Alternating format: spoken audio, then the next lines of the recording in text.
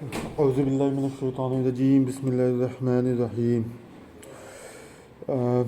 گزشتہ ہفتے تو ہم موجود نہیں تھے یہاں پہ، اور اس کے پہلے ہم لوگوں نے سورہ یاسین کا درس شروع کیا تھا، تو اسی کو کنٹینیو رکھیں گے اور تھوڑا سا سمری میں ڈسکس کریں گے ہم لوگوں نے کہ پچھلے ہفتے جب ہم لوگوں نے درس کیا تھا 2 ہفتے پہلے، تب ہم لوگوں نے سورہ یاسین میں ڈسکس کیا تھا یہ کہ سورہ یاسین جو ہے آپ صلی اللہ علیہ وسلم کو دی گئی، یہ شروعاتی مکی دور تھا، اور شروعاتی مکی دور میں آپ صلی اللہ علیہ وسلم کی مخالفت اس بات کو لے کر کے بہت زیادہ تھی کہ آپ صلی اللہ علیہ وسلم کو جو ہے لوگ کوئی جھوٹا کہتا تھا، کوئی پاگل کہتا تھا، نعوذ باللہ، تو اس طرح کر کے جو ہے آپ صلی اللہ علیہ وسلم پہ جو ہے الزام لگائے جاتے تھے۔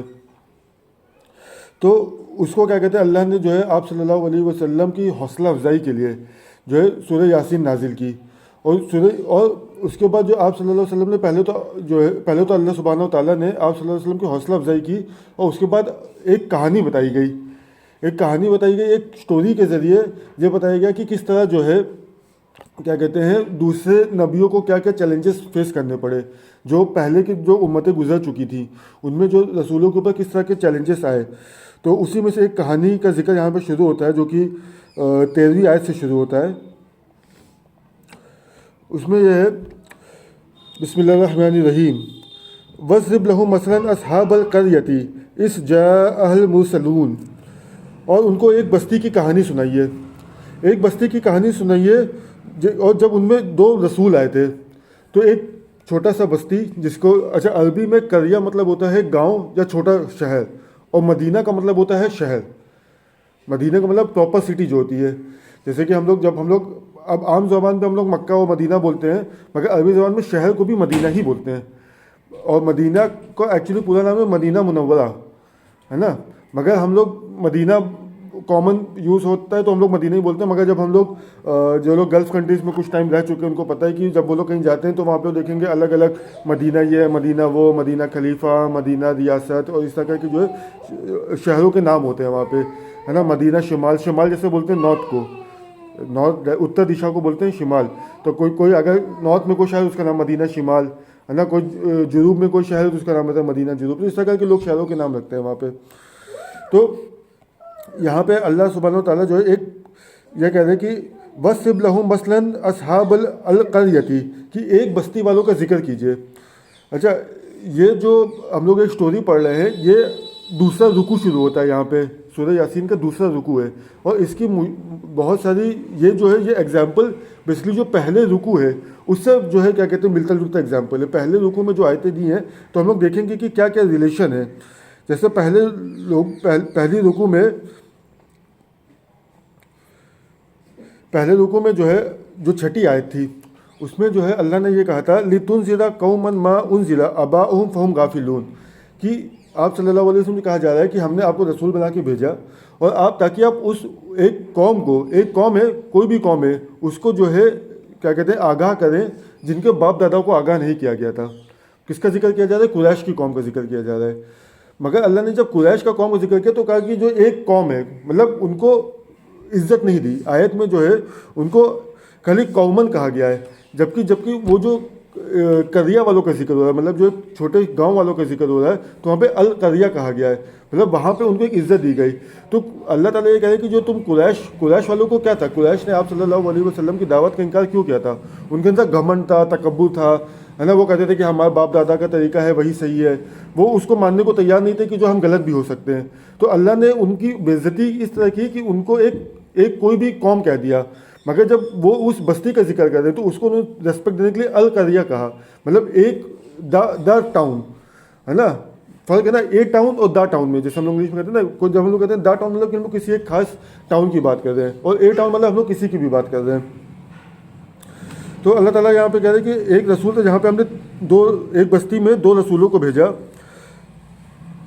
اس کے بعد کیا ہوا، اذا ارسلنا الیہم مثنین فکذبوہما فعززنا بثالث فقالوا انا الیکم مرسلون۔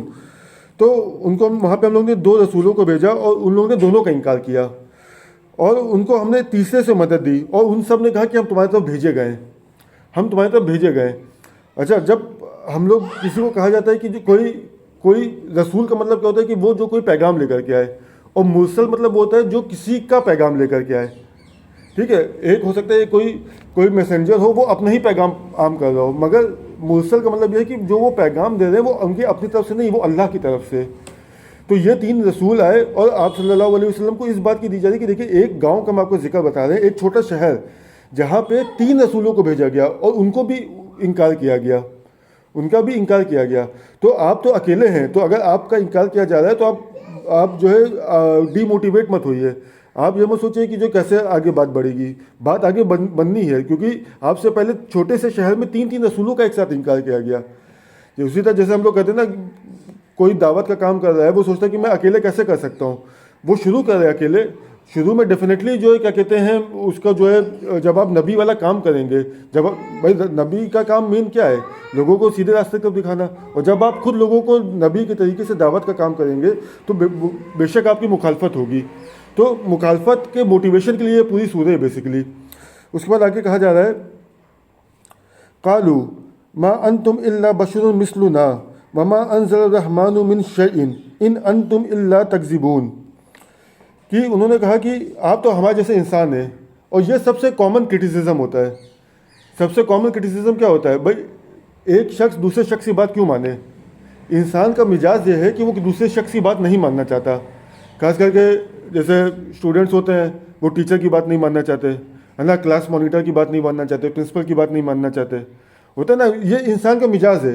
ٹھیک ہے, اسی طرح جیسے کوئی کمپنی میں جاب کر رہا ہے, وہ اپنے مینیجر کی بات نہیں ماننا چاہتا, ہے نا, یہ ایک انسانی مزاج ہے, یہ انسانی اخلاق ہے. اسی طرح جب رسول آئے اور رسولوں نے دعوت دی اسلام کی, تو انہوں نے کیا, وہ لوگ کسی کی بات ماننا نہیں چاہتے, تو انہوں نے کہا کہ تم تو ہمارے جیسے انسان ہو بھائی, جس طرح ہم کھا پی رہے ہیں اس طرح تم بھی کھا پی رہے ہو, جس طرح تم کیا کہتے ہیں سوتے اس طرح ہم بھی سوتے ہیں, جس طرح تمہاری فیملی ہے اس طرح ہماری بھی فیملی ہے. تو ان کا جو سب سے بڑا کرٹیسزم رہا ہے رسولوں کا, وہ یہ ہے کہ تم تو ہمارے جیسے انسان ہو اور تم کہہ رہے ہو کہ تمہارے پاس وحی آئی ہے, تو ہمارے پاس وحی کیوں نہیں آ رہی. ٹھیک ہے, ایک یہ ایکسٹریم ہے کہ رسولوں کو عام انسانوں کا انسان سمجھا گیا, اس لیے لوگوں نے ان کو فالو نہیں کیا. ایک دوسری ایکسٹریم یہ بھی رہی ہے کہ رسولوں کو خدا بنا دیا گیا. رسولوں کو جیسے عیسی علیہ السلام کو خدا کا بیٹا بنا دیا گیا, ہے نا, عزیر علیہ السلام کو جو خدا کا بیٹا بنا دیا گیا. تو ایک دوسری ایکسٹریم ہوتی, تو لوگ الگ الگ بہانے ڈھونڈتے ہیں نبیوں کی پیروی نہ کرنے کے لیے. ایک بہانہ یہ کرتے ہیں کہ ان کو سوچتے ہیں کہ یہ تو ہمارے جیسے انسان ہے, ان کی کیا پیروی کرنا ہے. ٹھیک ہے, ایک یہ سوچتے ہیں کہ ارے یہ تو خدا کے برابر, ان کی ہم پیروی کر ہی نہیں سکتے اگر چاہیں بھی تو. جبکہ اسلام میں نبیوں کو انسانوں کو ہی نبی اس لیے بنا کے بھیجا گیا تاکہ ان کی پیروی کی جا سکے. ہم لوگ بے شک ہم لوگ کے اندر کمیاں ہیں, ہم لوگ گنہگار ہیں, ہم لوگ سے غلطیاں بھی ہوں گی, مگر ہم کو فالو کرنا ہے رسولوں کو, یہی دین ہے. اگر کوئی کسی فرشتے کو یا کسی جن کو رسول بنا کے بھیج دیا جاتا تو ہم کہیں گے بھائی فرشتہ تو کھاتا پیتا نہیں ہے, جن تو جو کچھ اور کھاتے پیتے ہیں, تو ہم کیسے ان کو فالو کر سکتے ہیں. ہمارا تو پھر تم تو اور ہم کو آسانی ہو جاتی ہے کہ ہم کسی کو نہ فالو کریں. ہمارے لیے فالو کرنا آسان ہو, اس لیے اللہ نے انسانوں میں سے ہی رسول بنائے. اور سب سے اہم چیز ہے کہ جس قوم میں رسول بھیجا جاتا اس قوم کا رسول بھیجا جاتا تھا تاکہ اس کا ایکسیپٹیبلٹی بڑھ جائے, ان کو لوگ آرام سے مان لیں. اور جیسے کہ اس میں انہوں نے الزام کیا لگایا کہ آپ تو بالکل ہمارے جیسے انسان ہیں اور رحمان نے تو کچھ بھی نہیں بھیجا, آپ جھوٹے ہیں. آپ صلی اللہ علیہ وسلم کو پہلے کیا کہا تھا, ہم لوگ نے جب سورج کی شروعات کی ہے نا, یاسین والقرآن الحکیم انک لمن المرسلین, کہ بے شک آپ رسولوں میں سے ہیں. ان کو آپ اللہ کو یہ بات آپ صلی اللہ علیہ وسلم کو کیوں کہنی پڑی, کیونکہ ان کو جھوٹا کہا جا رہا تھا, ہے نا. اور یہاں پہ بھی وہی بات کہی جا رہی ہے کہ یہ جو کہانی بتائی جا رہی ہے اس میں 3 رسولوں کو ایک ساتھ جھوٹا کہا جا رہا ہے, جبکہ ایٹ دا لیسٹ وہ تینوں کو تو آپس میں تو پتہ تھا کہ یہ لوگ جھوٹے نہیں ہیں. ہم لوگ ان تینوں کو تو پتہ ہی تھا کہ ہم جھوٹے نہیں ہیں, باقی قوم سمجھ رہی تھی کہ یہ لوگ جھوٹے ہیں. اور وہ کیا کہتے کہ رحمان نے کچھ بھی نہیں بھیجا, ہے نا. کیا کہہ رہا ہے وما انزلنا الرحمن من شیء, کہ کوئی بھی چیز نازل نہیں کری رحمان نے. اچھا, رحمان کا مطلب کیا ہوتا ہے؟ رحمان کا مطلب ہوتا ہے, ہم لوگ کہتے ہیں ہندی میں دیالو, ہے نا, بہت رحم کرنے والا, جس کو وہ. تو حالانکہ ہم لوگ جانتے ہیں کہ جو اللہ کے جو نام ہیں جن میں یہ پتہ چلتا ہے کہ اللہ نے کوئی چیز نازل کی, وہ الخالق. خالق کا مطلب ہوتا ہے پیدا کرنے والا, یا ہوتا ہے الرازق, رازق مطلب ہوتا ہے رزق دینے والا. تو وہ لوگوں نے یہ کیوں کہا کہ رحمان نے کوئی چیز پیدا نہیں کی؟ تو بیسکلی یہ ایک طنز کرنے کا انداز ہے, یہ ایک سرکیزم ہے جس کو ہم لوگ انگلش میں بولتے ہیں, ہے نا. جیسے تم کہتے ہو کہ اچھا تم کہتے ہو کہ تمہارا اللہ بڑا رحمان ہے, رحمان نے تو کچھ بھی نہیں بھیجا. تو یہ لوگ نے ایک مذاق کے انداز میں یہ کہا کہ رحمان نے کچھ بھی نہیں بھیجا. تو اللہ کے ناموں میں سے وہ نام جو اللہ کو بھی بہت زیادہ پسند, ہم لوگ کیا کہتے ہیں بسم اللہ الرحمن الرحیم. الرحمن الرحیم اللہ کے بعد سب سے زیادہ قرآن میں یوز کیا جانے والا نام ہے. الرحمن الرحیم. تو وہ لوگ اسی نام کا مذاق اڑا رہے ہیں. یہ وہ لوگ دعوت کس کی دے رہے تھے؟ الرحمن کی، ہے نا. جب بھی ہم لوگ غیر مسلمان کو جب اللہ کے بارے میں بتاتے ہیں تو ہم لوگ یہ نہیں بتاتے کہ اللہ جہنم میں جلانے والا ہے. ہم لوگ یہ کہتے ہیں کہ اللہ رحمان ہے، اللہ رحم کرنے والا ہے. ہم لوگ یہ نہیں کہتے کہ جو ہے اللہ سزا دینے والا ہے. ہم لوگ یہ کہتے ہیں کہ اللہ جو رزق دینے والا ہے، اللہ زندگی دینے والا ہے. کبھی خود ہی سوچو کہ کسی غیر مسلمان کے پاس ہم لوگ دعوت دینے جائیں اور تم اس سے بولو کہ اس اللہ سے ڈرو جو تم کو جہنم میں ڈالنے والا ہے. مزہ آئے کی بات کرنے میں نہیں، مزہ وہ کہتے جہنم میں، ہم کو آگے کی بات ہی نہیں سننی، وہ بھاگ جائے گا. ہم لوگ کو اللہ کی ان صفتوں کو ہائی لائٹ کر کے لوگوں کو اللہ کی طرف بلانا ہے جو کہ اللہ کی کیا کہتے ہیں رحمان و رحیم ہونے کی گواہی دیتے ہیں، ہے نا. اور انہوں نے کہا ان انتم الا تکذبون، کہ آپ لوگ سب جھوٹے ہیں. مطلب ان تینوں کو کہا کہ آپ جھوٹے ہیں.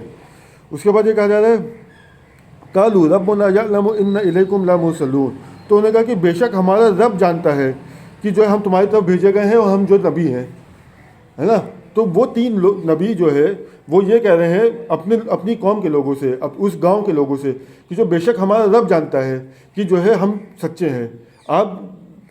ہم کو کسی اور کو اپنے سچائی ثابت کرنے کی ضرورت نہیں ہے.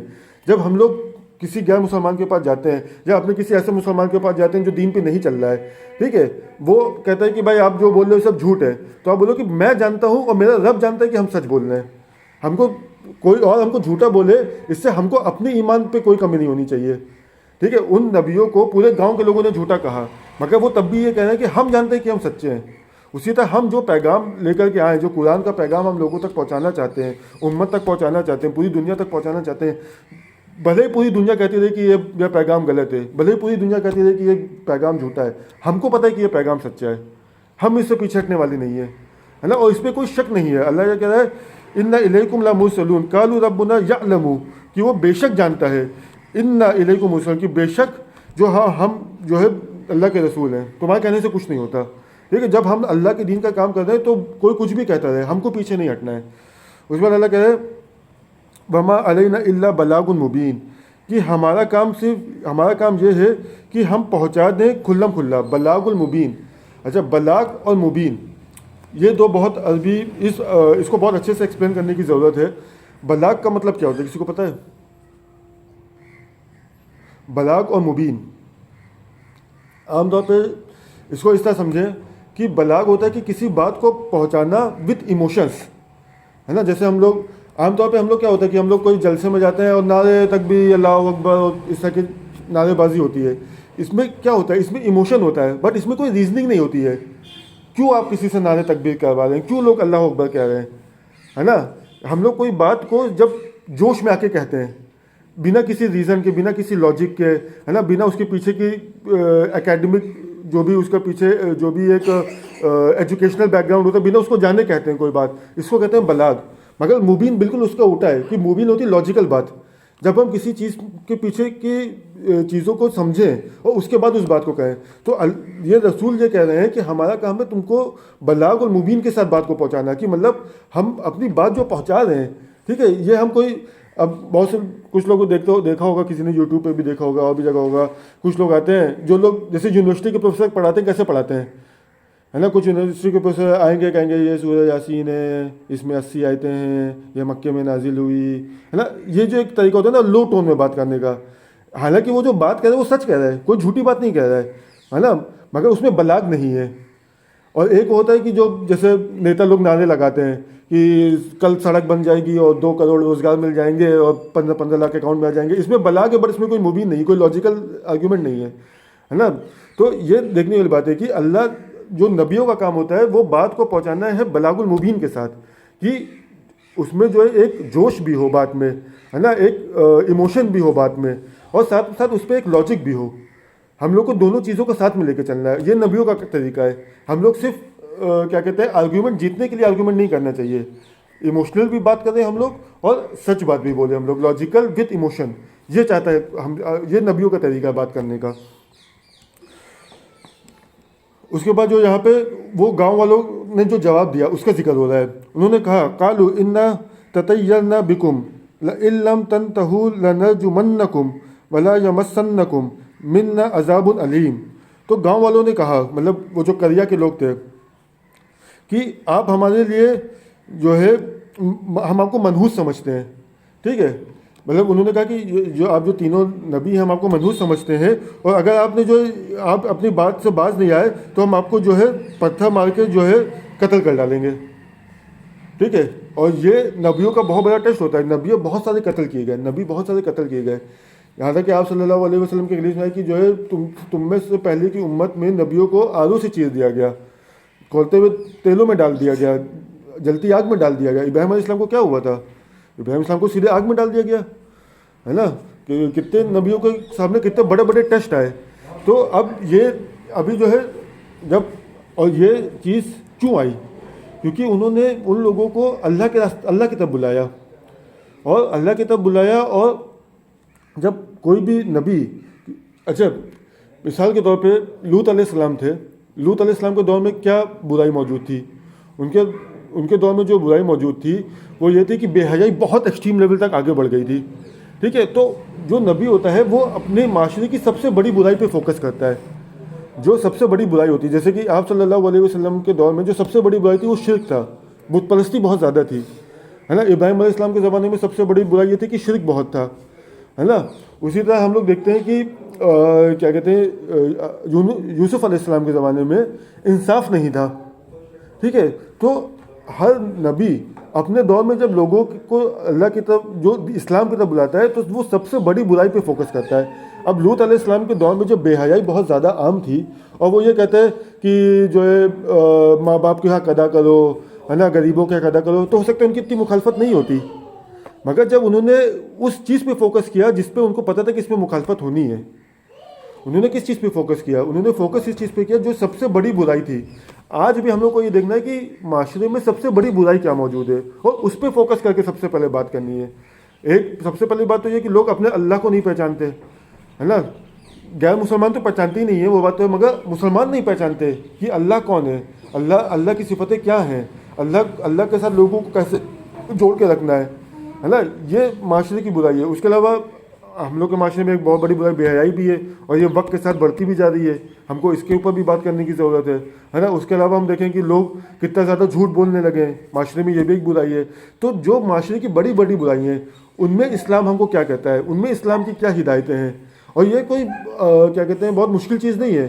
ہر سمجھدار آدمی سمجھ سکتے ہیں کہ بھائی جھوٹ بولنا برا ہے, چوری کرنا برا ہے, بے حیائی بری چیز ہے نا, شرک کرنا برا ہے. ہر آدمی یہ چیز سمجھتے ہیں. تو ہم کو ان چیزوں پہ فوکس کرنے کی ضرورت ہے. تو کیونکہ یہ رسول ان چیزوں پہ فوکس کر رہے تھے کہ اس قوم کی سب سے بڑی برائی کہتے ہیں شرک کر رہے تھے وہ لوگ. انہوں نے شرک کیا تو انہوں نے کہا کہ جو ہم آپ کو جو ہے ہلاک کر دیں گے. اب جو ہے انہوں نے جواب دیا, قالوا طائرکم معکم ان ذکرتم بلا انتم قوم مسرفون. تو انہوں نے کہا کہ جو آپ یہ جو تم ہم لوگ کو جو منحوس کہہ رہے ہو, یہ ہمارے اوپر اس کا کوئی فرق نہیں پڑنے والا. مطلب ہوتا کیا ہے, جب آپ کسی کے پاس دعوت کے لیے جاتے ہیں, کسی کے پاس دعوت گیا تو آپ نے اس نے آپ کو برا کہا, آپ کی فیملی میں کسی کو گالی بک دی, ہے نا, آپ کو برا بلا کہا, تو ہم لوگوں کو اس سے اپنے اوپر لینا نہیں چاہیے, کیونکہ ہم اللہ کے لیے گئے تھے اس کے پاس. جب ہم کسی کے پاس اللہ کے لیے جاتے ہیں اور وہ آپ کے اوپر پرسنل اٹیک کرے, ہے نا, آپ کو منحوس کہہ دے, آپ کو گالی بکے, کچھ بھی کہے, تو آپ کو کہنا چاہیے کہ بھائی اس سے میرے اوپر کوئی فرق نہیں پڑا, میں تمہارے پاس اللہ کے لیے آیا ہوں اور میں اللہ کا پیغام لے کر کے آیا ہوں. تو جب آپ کسی کے پاس اللہ کا پیغام ہو تو آپ کو اس چیز کے لیے بھی تیار ہونا پڑے گا کہ پرسنل اٹیک جو آپ کے اوپر ہوں گے آپ کو اس کو برداشت کرنا پڑے گا, ہے نا. جب آپ ہر انسان کے پاس آپ دعوت کا کام لینے آئیں گے, کچھ لوگ خاموشی سے سن لیں گے, کچھ دو چار سوال کریں گے, مگر کچھ لوگ جو آپ کے اوپر اٹیک بھی کر سکتے ہیں, کچھ لوگ زبان سے بھی اٹیک کر سکتے ہیں, کچھ لوگ فزیکلی بھی اٹیک کر سکتے ہیں. تو ہم کیونکہ اللہ کا دین لے کر کے نکلے ہیں تو ہم کو اس کے لیے اس کو برداشت کرنا پڑے گا. تو انہوں نے کہا کہ بلکہ بل تم قوم مرسلون, حد سے بڑے ہوئے لوگ تم ہو, تم لوگ جو حد سے بڑھ گئے ہو, تم لوگ جو اللہ کی نافرمانی میں حد سے بڑھ گئے ہو, اور اللہ کی نافرمانی میں اس طرح حد سے بڑھ گئے ہو کہ جب تمہارے پاس ہدایت بھی آ رہی تو اس کو بھی قبول نہیں کر رہے ہو. اب ایک شخص کا ذکر ہے اسی کہانی میں. 3 لوگ ہیں. اب پکچر سمجھنے کی ضرورت ہے. ایک گاؤں ہے چھوٹا سا, ہے نا, قصبہ کہہ لیں, چھوٹا سا گاؤں ہے, قریہ, اور 3 رسول ہیں وہاں پہ, ٹھیک ہے. اور اس گاؤں میں کوئی بات مان نہیں رہا ہے. بات نہ ماننے کے علاوہ ان کو جو جان سے مارنے کی دھمکی دی جا رہی ہے, ہے نا, ان کو گالیاں بکی جا رہی ہیں, ان کو برا بھلا کہا جا رہا ہے, مگر یہ جو نبی ہیں یہ برداشت کر رہے ہیں. بٹ اس کے بعد ہوتا کیا ہے, وجاء من اقصا مدینتی رجل یسعی قال یا قوم اتبعوا المرسلین, اور ان کے پاس ایک دوسرے شہر کے بھی ایک اینڈ سے ایک آدمی بھاگتا ہوا آیا, اور نے کہا کہ اے میرے لوگوں ان رسولوں کی پیروی کرو. مطلب اس گاؤں میں کوئی اثر نہیں ہو رہا. تو یہاں پہ ہم کو ایک بات کیا کہتے ہیں, مطلب اللہ یہ سکھانا چاہ رہا ہے کہ ہدایت اللہ کے ہاتھ میں. مطلب ایک 3 رسول ایک چھوٹے سے شہر میں دعوت کا کام کر رہے ہیں, مگر اس شہر سے, اس گاؤں سے کوئی مسلمان ہوگا کہ ایک دوسرے شہر کے کونے سے ایک شخص آتا ہے اور وہ آ کے لوگوں کو وہی کام کر رہا ہے رسولوں والا, اور وہ کہہ رہا ہے کہ اے میرے لوگوں. اچھا یہ بہت امپورٹنٹ ہے کہ جب ہم لوگ کسی کو اللہ کی طرف بلاتے ہیں تو ان کے ساتھ اپنا ایک پرسنل افیکشن دکھانا ضروری ہے. اگر ہمارا کوئی دوست اس کو کہ اے میرے بھائی دیکھو اللہ یہ ہم سے چاہتا ہے, اے میرے دوست اللہ ہم سے یہ چاہتا ہے, اے میرے لوگوں, جیسے یہاں پہ اس نے کہا کہ اے میرے لوگوں, ہے نا, حالانکہ وہ دوسرے شہر کا تھا, دعوت دوسرے شہر میں ہو رہی ہے, مگر جب وہ اس شہر کے لوگ, اور اس نے نبیوں کا جو نبیوں کا میسج کو قبول کر لیا, اس نے نبیوں کی بات کو مان لی. جب اس نے نبیوں کی بات کو مانا تو اس نے سب سے پہلے کیا کیا کہ اس نبی کے شہر کے لوگوں کو اپنا مانا, ہے نا. اسی طرح جب ہم لوگ نے رسول صلی اللہ علیہ وسلم کا جو پیغام ہے وہ پوری انسانیت کے لیے, تو ہم لوگ پوری انسانیت کو اپنا مان کے چلیں. ہم لوگ یہ مت سوچیں کہ یہ ہندو ہے تو یہ اپنا نہیں ہے. کوئی بھی ہو, کسی بھی ملک کا ہو, کوئی بھی زبان بولنے والا ہو, اللہ کا جو آخری کلام ہے یہ سب کے لیے ہے. قرآن پوری انسانیت کے لیے, آپ صلی اللہ علیہ وسلم آخری رسول پوری انسانیت کے لیے ہیں. تو ہم اس کو کس طرح اپنے سے کنیکٹ کر سکیں. مثال کے طور پہ آپ کہیں سفر میں جا رہے ہیں اور کوئی آدمی تیلگو بول رہا ہے, ساؤتھ کی کوئی لینگویج ہے یا تمل بول رہا ہے, آپ کو نہیں پتہ, آپ اس سے کس طرح انٹریکٹ کریں گے, کس طرح پہلے اس کو اپنا پن کا اظہار کریں گے.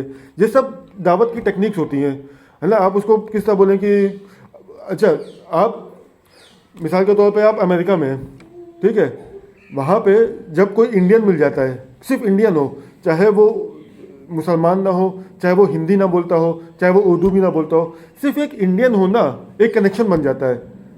کوئی کشمیر کا آدمی تمل ناڈو کے آدمی سے امریکہ میں ملے, صرف وہ اتنا بولنے کہ اچھا تم بھی انڈین ہم بھی انڈین, ایک کنیکشن بن گیا نا. اب اس کے لیے دعوت دینا آسان ہے. تو آپ کو کنیکشن ڈھونڈنا ہے کہ کس طرح آپ اس کے ساتھ کنیکٹ ہو سکتے ہیں. آپ جب بھی کسی کو دعوت کا کام کریں پہلے اس کے ایک پرسنل لیول سے کنیکشن ہونا ضروری ہے.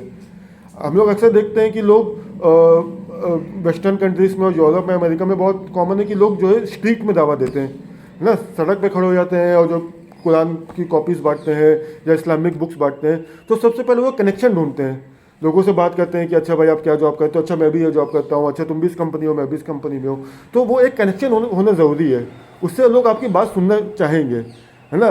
بہت سے لوگ اس سے کنیکشن ڈھونڈتے ہیں کہ جو بھائی میں اس محلے میں رہتا ہوں, اچھا تم بھی یہیں رہتے ہو, چلو اچھا یہ بات کی جائے, اسلام کے بارے میں بات کی جائے, ہے نا. تو اس طرح کنیکشن جوڑنا بہت ضروری ہے دعوت کے کام میں. اور وہ جو شخص تھا وہ اس کو, اچھا یہاں پہ اللہ نے یہ بھی کہا وجاء من اقصى المدینتی, کہ وہ شہر کے کنارے سے آیا. شہر کے کنارے سے اللہ نے, انہوں نے یہ نہیں کہا کہ یہ شہر سے آیا, شہر کے کنارے مطلب کہ وہ جس کو آج ہم لوگ کہتے ہیں نا کہ سب اربس میں کوئی رہتا ہے یا آؤٹ اسکرٹس میں رہتا ہے. عام طور پہ کیا ہوتا ہے, فتح پور تو خود ہی اپنا میں بہت چھوٹا شہر ہے, بٹ بڑے شہروں میں کچھ لوگ ہوتے ہیں جو سٹی سینٹر میں رہ رہے ہیں, کچھ لوگ رہ رہے ہیں جو باہر کے محلوں میں رہ رہے ہیں, جو بالکل باہر ہے, مطلب کہ آپ 1 کلومیٹر آگے نکل جائیں گے تو شہر کی حد سے باہر نکل جائیں گے. تو یہاں پہ امام ابن حاشر رحمۃ اللہ علیہ نے اس آیت کی تفسیر میں ایک بات لکھی کہ وہ لوگ جو تھوڑا سٹی سینٹر سے دور رہتے ہیں, شہر کے کناروں میں رہتے ہیں یا چھوٹے گاؤں میں رہتے ہیں, چھوٹے شہروں میں رہتے ہیں, وہ دین کے زیادہ قریب ہوتے ہیں. عام طور پہ ہم لوگ برائیوں کو کہاں دیکھتے ہیں زیادہ, جو برائیاں ہوتی ہیں جہاں پہ وہ زیادہ تر بڑے شہروں میں ہم لوگ دیکھتے ہیں. اگر آپ کو کسی کو بمبئی, آپ اسٹاک مارکیٹ بامبے میں چلے جائیں, ٹھیک ہے, یا دلی میں کیا کہتے ہیں پارلیمنٹ کے پاس چلے جائیں, اور وہاں پہ آپ کسی سے اسلام کی بات کرنا چاہیں, کوئی آپ کی بات نہیں سننے کی تیار ہے. کیوں؟ کیونکہ وہ لوگ جو ہے شہر کے بیچ میں, وہ لوگ دین سے بہت زیادہ دور ہیں, وہ اپنی فطرت سے بہت زیادہ دور ہیں. مگر آپ کسی گاؤں میں جائیں اور کسی سے بولیں کہ بھائی ہم کو آپ سے دین کی بات کرنی, وہ 4 گھنٹے آپ کی بات بیٹھ کے سن سکتا ہے نا. تو یہ بھی انسان کی ایک فطرت ہے. جو لوگ زیادہ سٹیز شہروں میں رہتے ہیں وہ دین سے زیادہ دور ہوتے ہیں بنسبت ان لوگوں کے جو گاؤں میں رہتے ہیں, چھوٹے شہروں میں رہتے ہیں. ٹھیک, وہ کیا کہتے ہیں, یہ بھی ایک چیز ہے. تو اللہ نے وہ اس شخص کو ہدایت دی جو شہر کے کونے میں رہتا تھا اور دوسرے شہر میں بھی رہتا تھا. वो उस गांव में नहीं रहता था, एक दूसरे शहर के किसी कोने में रहता था, और वो आकर के उसको वो कर रहा है। अच्छा अब देखिए, हम लोग ये स्टोरी पढ़ रहे हैं, इसमें एक चीज़ किसने गौर की कि अल्लाह ने किसी शहर का नाम नहीं बताया, सिर्फ एक शहर है, एक गांव है, 3 रसूल हैं, तीनों रसूलों का नाम नहीं, एक शख्स है जो इस्लाम कबूल करता है, उसका भी नाम नहीं। ठीक है, तो हमको अक्सर हम लोग क्या कहते हैं ना, हम लोग डिटेल्स में खो जाते हैं। कई बार हम लोग क्या होता है कि जब हम लोग बहुत सारी तफसीरों में जब आप उसको पढ़ेंगे, और अल्लाह हिदायत दे हम सब लोगों को जब डिटेल मुताला करने की, तो बहुत से लोग यही लिखते हैं कि ये टर्की का कोई शहर था, या अफ्रीका का कोई शहर था, और ये यहाँ था वहाँ था। मगर जब अल्लाह वो डिटेल्स नहीं बता रहा, इसका मतलब कि वो डिटेल्स इंपॉर्टेंट नहीं है। अल्लाह जो चीज़ बता रहा है कुरान में वो ज़्यादा इंपॉर्टेंट है। समझ रहे बात को? अल्लाह ने एक शख्स का जिक्र किया बिना उसके नाम लिए, मतलब कि उसका नाम ज़रूरी नहीं है हमारे लिए जानना। जहाँ पे अगर नाम जानना ज़रूरी होता है अल्लाह बताता है, जहाँ पे नबियों का नाम जानना ज़रूरी है, मूसा अलैहिस्सलाम का नाम, अगर जब मूसा अलैहिस्सलाम की कहानी आती है तो मूसा अलैहिस्सलाम का नाम आता है वहाँ पे, जब ईसा अलैहिस्सलाम की कहानी आती है तो ईसा अलैहिस्सलाम का नाम आता है वहाँ पे। तो जहाँ पे नाम जानना ज़रूरी है अल्लाह हमको नाम बताते हैं, मगर जहाँ पे स्टोरी जानना ज़रूरी है वहाँ पे स्टोरी में हिदायत है, किसी शख्स में हिदायत नहीं है, किसी शख्स के नाम में हिदायत नहीं है। 3 रसूल, किसी का नाम मौजूद नहीं, एक शख्स, 3 रसूलों में एक शख्स मुसलमान हो रहा है, उस शख्स का नाम जिक्र नहीं, जिस शहर में काम हो रहा है उस शहर का नाम मौजूद नहीं, कितने साल पुरानी कहानी है उसका कोई जिक्र नहीं। आमतौर पर जब हम लोग कहानी पढ़ते हैं किताबों में क्या होता है, once upon a time 100 of years ago there lived a prince and princess, और इस तरह की कहानी पढ़ते हैं हम लोग, है ना, और in the city of this and in the village of this. मगर अल्लाह जब कुरान में कोई चीज़ बयान करता है तो ना पे वहाँ पे शहर का नाम है, ना किसी गांव का नाम है, ना पहाड़ों का जिक्र है, ना ये जिक्र है कि वो बहुत खूबसूरत पहाड़ थे, वहाँ पे कुछ नहीं, सिर्फ उस चीज़ पे फोकस किया जाए। तो हमारे लिए जो लेसन है वो उन चीज़ों में जो बताई जा रही हैं, है ना। अत्तबिउ मल्ला यसअलुकुम अज्रन फहुम मुहतदून, उन लोगों की पैरवी करो जो तुमसे कोई बदला नहीं चाहते और जो सीधे रास्ते पर हैं। ये नबियों की एक बहुत बड़ी पहचान है कि वो किसी से कोई बदला नहीं चाहते। जैसे कि हम लोग जानते हैं कि आप सल्लल्लाहु अलैहि वसल्लम ने जो है अपने ऊपर भी और अपनी औलाद के ऊपर भी ज़कात को हराम किया था और सदक़े को हराम किया था, क्योंकि लोग ये सोचते हैं कि अच्छा ये नबी हैं ताकि लोग इनको सदका दें, इनको ज़कात दें, तो एक तरह से वो बदला हो गया ना, जबकि हदिया लेना जायज़ था, मगर सदक़े और ज़कात को अपने और अपनी नस्ल के ऊपर उन्होंने हराम किया था। तो ये भी एक चीज़ है, ये भी जब भी हम लोग भी जब किसी के पास जाते हैं तो उसको इस बात की बिल्कुल क्लियर बात बतानी चाहिए कि हम आपसे कोई बदला नहीं चाहते, हम आपको आपके रब से जोड़ने आए, हम इंसान को उसके खालिक से जोड़ने आए, हम इंसान को अल्लाह से जोड़ने के लिए आए, तो हमको उसका कोई बदला नहीं चाहिए। हाँ, हालांकि जो अगर वो हमारे ज़रिए उसको कोई हिदायत मिल जाती है तो उसको जो वो भी जो नेकी करेगा उसमें भी हमारा हिस्सा है, मगर हम उससे कोई चीज़ का बदला नहीं ले सकते। तो नबियों की और सच्चे दीन की आज हम लेकिन जितने भी झूठे मज़ाहिब हैं, ठीक है, जिन आप देखें अमेरिका में मुझे एक वीडियो देख के मैं बड़ा हैरान हुआ, उसमें एक शख्स जो वहाँ का क्रिश्चियन पैस्टर था और बहुत छोटे शहर में, ठीक है, तो उसने वहाँ के लोगों को इस तरह बेवकूफ़ बनाया, उसने कहा कि हम बहुत छोटे शहर में हैं और मैं क्रिश्चियनिटी के काम के लिए पूरी दुनिया में ट्रैवल करता हूँ, ठीक है, और हमारे यहाँ का एयरपोर्ट बहुत छोटा है और यहाँ से दिन में सिर्फ 4-5 फ्लाइट जाती हैं, तो मेरा ट्रैवल टाइम बहुत ख़राब होता है। तो उसने उस चीज़ को एक्सक्यूज़ बना के लोगों से इतना पैसा लिया कि उसके पास 3 प्राइवेट जेट प्लेन थे, 3 प्राइवेट जेट प्लेन एक क्रिश्चियन मिशनरी के पास थे, और उसने लोगों को ये बेवकूफ़ बनाया कि हमारा शहर छोटा है, यहाँ से प्लेन बहुत कम उड़ते हैं, अगर मुझे मिसाल के तौर पे उसको कहा कि मुझे न्यूयॉर्क जाना है तो मैं पहले यहाँ से वहाँ की फ़्लाइट लेता हूँ और वहाँ से वहाँ की फ़्लाइट लेता हूँ, तो इसलिए उसने लोगों से पैसा मांगा प्राइवेट जेट प्लेन खरीदने के लिए, और उसके पास 3 प्राइवेट जेट प्लेन थे। और अच्छा और ये जो मैंने वीडियो देखा ये उसके बाद का था कि वो लोगों से और पैसे मांग रहा था, ये कह करके कि ये 3 प्राइवेट जेट प्लेन इतने अच्छे थे, मुझे चौथा चाहिए। तो लोग इस तरह बेवकूफ़ बनाते हैं, दीन के नाम पे लोग इस तरह बेवकूफ़ बनाते हैं, जबकि हम लोग इस्लाम के नाम पे लोगों से पैसा नहीं मांगते। हम लोग इस्लाम की पैरवी हम लोग जब किसी को इस दीन की तरफ बुलाते हैं, अगर कोई अपनी खुशी से दे वो बात अलग है, और जाहिर बात है जिसके दिल में हक बात उतर गई वो अपने पास से कुछ ना कुछ अल्लाह के रास्ते में देगा। मगर जो नबी होते हैं वो किसी से पैसा नहीं मांगते, जो दाई होते हैं वो किसी से पैसा नहीं मांगता। लोगों को आप अल्लाह का पैगाम दें, वो अपनी खुशी से जो देना चाहें अल्लाह के रास्ते में दूसरों की मदद के लिए वो करें, मगर ये नबियों की एक तरीका है। तो वो कह रहे हैं कि उन लोगों की पैरवी करो जो तुमसे कुछ मांगते नहीं है और जो सीधे रास्ते पर हैं। اچھا یہ بھی غور کرنے والی بات ہے کہ ہم لوگوں نے 3 رسولوں کا ذکر، 3 نبیوں کا ذکر پڑھا، 3 نبیوں کی کہانی پڑھی، 3 نبیوں کے اوپر 4 آیتیں ہیں، مگر وہ شخص جو اسلام قبول کرتا ہے اللہ نے اس کی بات کو بیان کرنے کے لیے زیادہ آیتیں ڈالی قرآن میں. کیوں؟ کیونکہ وہ کون ہے؟ وہ عام لوگ ہیں، وہ ہم لوگ ہیں، ہے نا. ہم لوگ نبی نہیں ہیں، ہم لوگ رسول نہیں ہیں، مگر اللہ نے اس ایک شخص کو جس نے اسلام قبول کیا اور دعوت کا کام فوراً شروع کر دیا. اچھا یہ بھی دیکھیں کہ وہ شخص اسلام قبول کرتا ہے اور ابھی وہ رسول موجود ہیں، وہ تینوں نبی موجود ہیں ان کے بیچ میں موجود، مگر تب بھی وہ دعوت کا کام کر رہا ہے نا. اس کو پتہ ہے کہ ہو سکتا ہے کہ اس کو، اچھا ہم لوگ یہ کہیں کیا وہ ایک شخص نبیوں سے اچھی دعوت کا کام کر سکتا ہے؟ نہیں کر سکتا، مگر وہ ان لوگوں میں سے ہے، وہ اس کا کنیکشن کا طریقہ الگ ہے، اس کا اپروچ کرنے کا طریقہ الگ ہے. مثال کے طور پہ کئی بار کیا ہوتا ہے کہ ماں باپ بچے کو کوئی بات بتانا چاہتے ہیں مگر وہ ڈائریکٹلی نہیں بول سکتے، ٹھیک ہے، تو وہ کہیں گے چاچا سے کہیں گے یا ماموں سے کہیں گے یا دادا سے کہیں گے کہ آپ یہ بات میرے بیٹے سے کہہ دیجئے، ٹھیک ہے. اب مثال کے طور پہ ماں باپ اگر چاہیں کہ وہ بچوں کو ماں باپ کے حقوق بتائیں تو کتنا آکورڈ لگتا ہے، ٹھیک ہے. تو اس لیے وہ دوسروں کو بچوں کو ماں باپ کے حقوق بتائیں اور ان کے بچوں کو کوئی اور ماں باپ کے حقوق بتائے. اسی طرح یہ چیز ہے کہ کئی بار رسول جو ہوتے ہیں وہ پیغام پہنچاتے ہیں مگر کوئی دوسرا شخص اسی چیز کو کسی دوسرے طریقے سے بول سکتا ہے اور اس کا بھی اثر ہوتا ہے. تو ہم لوگ کو یہ نہیں سوچنا چاہیے کہ ارے ہمارے بیچ میں تو اتنے بڑے علماء موجود ہیں، اتنے بڑے عالم موجود ہیں. بے شک ہم کو اپنے علماؤں کو، عالموں کا احترام کرنا چاہیے، ٹھیک ہے، مگر ہم کو یہ نہیں سوچنا چاہیے کہ جب اس شخص نے اس بڑے علماء کی بات کا اثر نہیں ہو تو میری بات کا کیا اثر ہوگا. اکثر ہم لوگ یہ سوچتے ہیں نا کہ ارے اس شخص نے جو ہے ڈاکٹر ذاکر نائک کی CD دیکھی، اس کے اوپر کوئی اثر نہیں ہوا، ٹھیک ہے، میری بات کا تو کوئی اثر ہو ہی نہیں سکتا. نہیں، آپ اپنی کوشش کرتے رہیے. اگر کسی بڑے عالم کا اثر نہیں ہو رہا، آپ کا پرسنل کنیکشن ہے اس آدمی کے ساتھ. جیسے کہ یہ شخص جو مسلمان ہوا، اس کا پرسنل کنیکشن تھا اپنی قوم کے ساتھ اور اس نے اپنی قوم کو اس پرسنل کنیکشن کی وجہ سے اس کے لیے دعوت دینا آسان تھا. اچھا مگر اس کے بعد ہوا کیا؟ اچھا اب وہ دعوت کا کام ابھی بھی وہ ذکر کر رہا ہے. اتخذوا من دونه آلهة إن يردني الرحمن بسوء لا تغني عني شفاعتهم شيئا ولا ينقذون. اب یہاں پہ اس آیت میں دعوت دینے کا طریقہ بتایا گیا ہے. وہ شخص کیا کہہ رہا ہے کہ کیا میں دوسرے خداؤں کو مانوں اور اگر رحمان مجھے کوئی نقصان پہنچانا چاہے تو وہ میری ذرا بھی مدد نہیں کر پائیں گے اور نہ ہی مجھے بچا پائیں گے.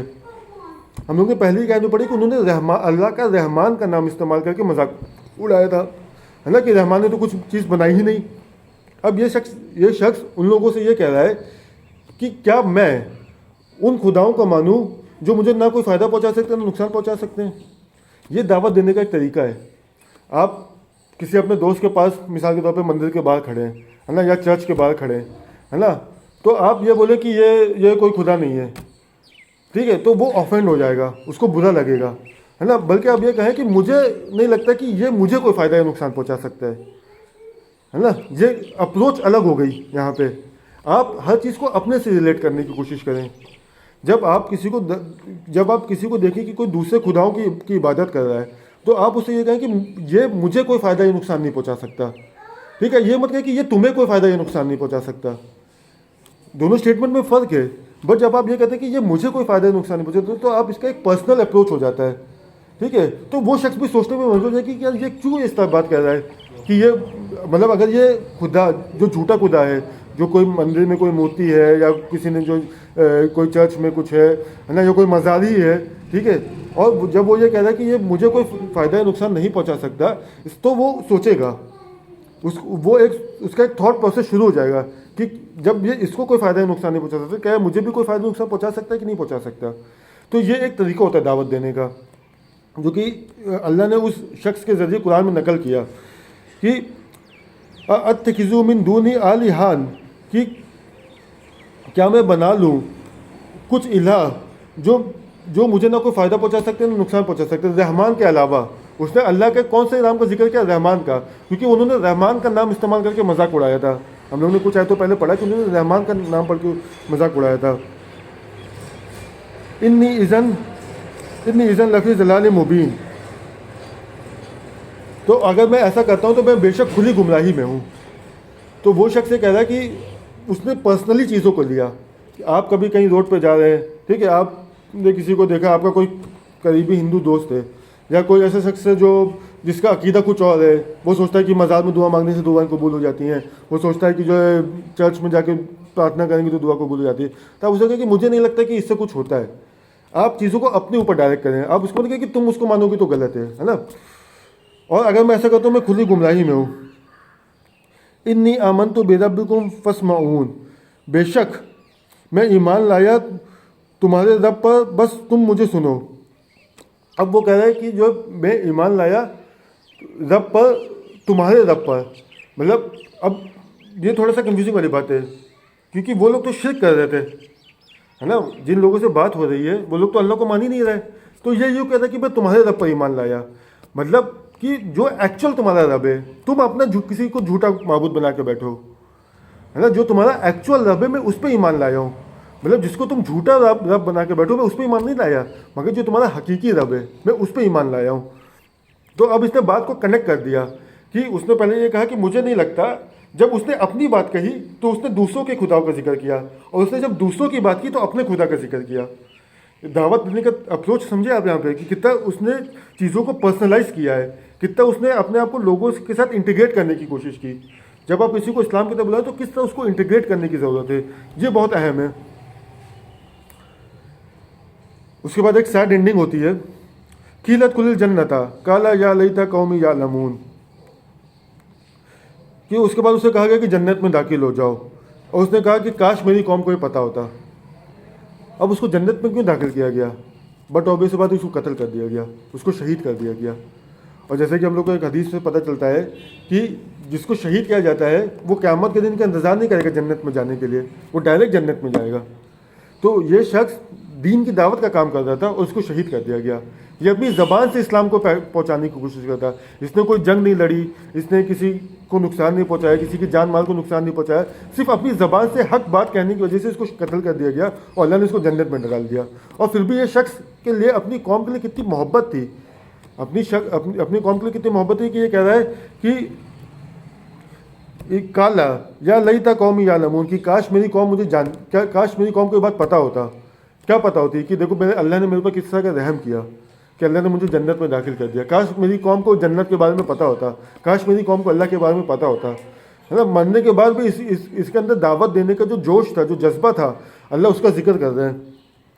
اور ظاہر بات ہے کہ یہ شخص جو بھی ہے یہ ابھی بھی جنت میں ہے, اور یہ ہم لوگ کی یہ باتیں بھی سن رہے ہیں. اور یہ شخص کتنا خوش نصیب ہے کہ اللہ نے اس کی باتوں کو, اس کی دعوت کو, اس کے طریقہ کار کو قیامت تک کے لوگوں کے لیے ایک ایگزامپل بنا کے پیش کیا. بس ہم کو اس شخص کا نام نہیں پتا. یقیناً ہم لوگ جب انشاءاللہ جنت میں جائیں گے تو ہم لوگ دیکھیں کہ یہ شخص کون تھا, آخر کون تھا وہ شخص جس کا اللہ نے بنا نام ذکر کیے قیامت تک کے لیے اس کی کہانی کو محفوظ کر دیا. غور کرنے والی بات ہے.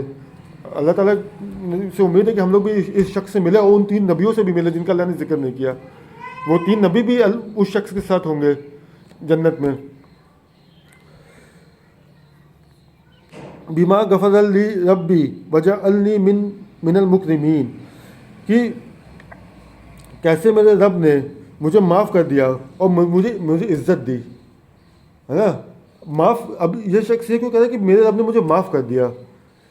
ظاہر بات ہے کہ انسان گناہوں کا پتلا ہے. ہم لوگ سنتے آ رہے ہیں انسان سے غلطیاں ہوتی ہیں, مگر اللہ کس چیز پہ سب سے زیادہ معاف کرتا ہے؟ توبہ کرنے پہ اور دعوت کا کام کرنے پہ.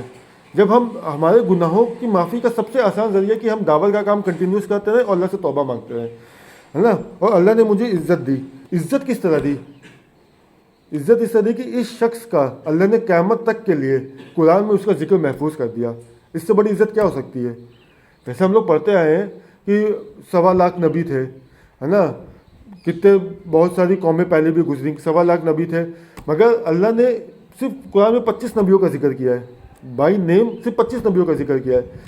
تو جب اللہ نے اپنے آخری کتاب میں جن نبیوں کا ذکر کیا, جن نبیوں کا نام سے ذکر کیا, ٹھیک ہے, تو بے شک اللہ نے ان کا مرتبہ بلند کیا, اور کتنے لاکھوں نبیوں کا ذکر نہیں کیا, مگر اس شخص کا ذکر کیا جو نبی نہیں تھا.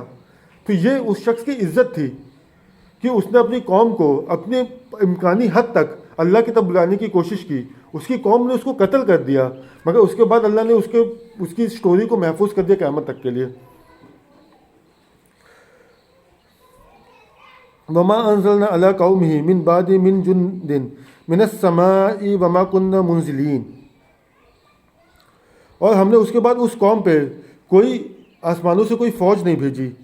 اور اب یہاں پہ کیا ذکر ہو رہا ہے؟ یہاں پہ ذکر ہو رہا ہے کہ جو ایک قبیلہ تھا جس کا ہم نے ذکر کیا، ایک بستی تھی جہاں پہ 3 نبی آئے، ٹھیک ہے، انہوں نے دعوت کا کام کیا. پھر وہاں پہ ایک شخص آیا جس نے اسلام کو قبول کیا اور اس نے دعوت کا کام کیا. اب اس شخص کو شہید کر دیا گیا، ٹھیک ہے. اب آیا کہ اس قوم کے بارے میں کیا ہوا، اس قوم کا کیا ہوا. اس قوم کا جو ہے اللہ نے کہا کہ ہم نے اس قوم کے اوپر کوئی آسمان سے کوئی فوج نہیں نازل کی، بلکہ ان کانت الا صیحۃ واحدۃ فاذا هم خامدون، کہ اور ہم نے ان کو ایک چنگاڑ بھیجی، ایک چیخ بھیجی، اور وہ سب کے سب ہلاک ہو گئے. مطلب وہ قوم کو ختم کر دیا گیا. جب ہم لوگوں نے شروع میں ذکر کیا کہ اللہ نے اس شہر کا نام نہیں بتایا، کیونکہ وہ ہمارے لیے جاننا امپورٹنٹ نہیں تھا، اور دوسری بات وہ شہر ختم ہی ہو گیا. وہ جو قصبہ تھا، وہ جو گاؤں تھا، وہ بچا ہی نہیں. اللہ نے ایک چیخ بھیجی اور وہ چیز ختم ہو گئی. وہ شہر ہمیشہ کے تباہ و برباد ہو گیا. اب وہ کہاں ہے ہم لوگ کو نہیں پتا، وہ ہسٹری ہو گئی. اور اللہ یہ بھی کہہ رہے کہ تو یہاں پہ ہم لوگ کو پتا کہ پہلے بھی قرآن میں بہت سے ایسے شہروں کا بھی ذکر ہے، جیسے قوم مدین، قوم صالح، ہے نا، جن کو بھی اللہ نے جو ہے بتایا کہ اس قوم نے قبول نہیں کیا اور اللہ نے اس شہر کو تباہ و برباد کر دیا. یہاں پہ اللہ نے ایک اس شہر کی کہانی بتائی جس میں بنا کسی نام کے صرف سٹوری پہ فوکس. جب ہم لوگ کو بہت زیادہ نام بتائے جاتے ہیں تو ہم لوگ سٹوری پہ فوکس نہیں کرتے. اللہ چاہتا ہے کہ ہم لوگ اس کہانی پہ فوکس کریں جو اللہ ہم کو کہانی بتانا چاہ رہا ہے نا. تو اس کے بعد جو اللہ نے ایک چیخ اور ایک چنگاڑ بھیجی اور وہ شہر ختم ہو گیا. قرآن میں ایک اور قوم کا ذکر ہے جس کو چیخ بھیجی گئی تھی، وہ شہر تباہ ہو گئے تھے. کسی کو پتہ ہے؟ قوم عاد. قوم عاد کون سی قوم تھی؟ اور قوم عاد جو ہے اس کے بنائے ہوئے، مطلب وہ اتنی ایڈوانس قوم تھی کہ اس کی بنائی ہوئی چیزیں آج بھی موجود ہیں.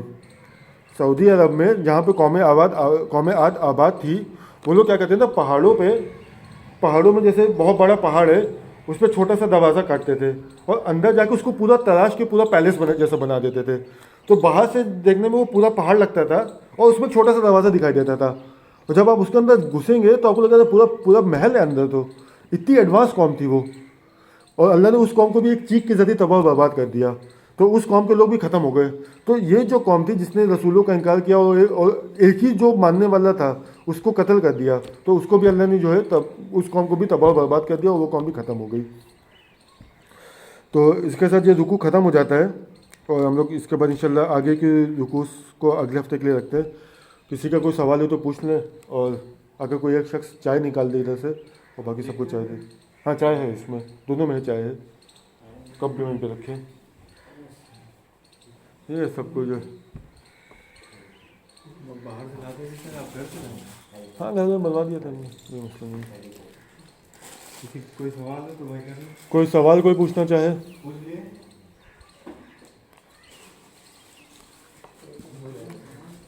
ایک میں ہو جائے.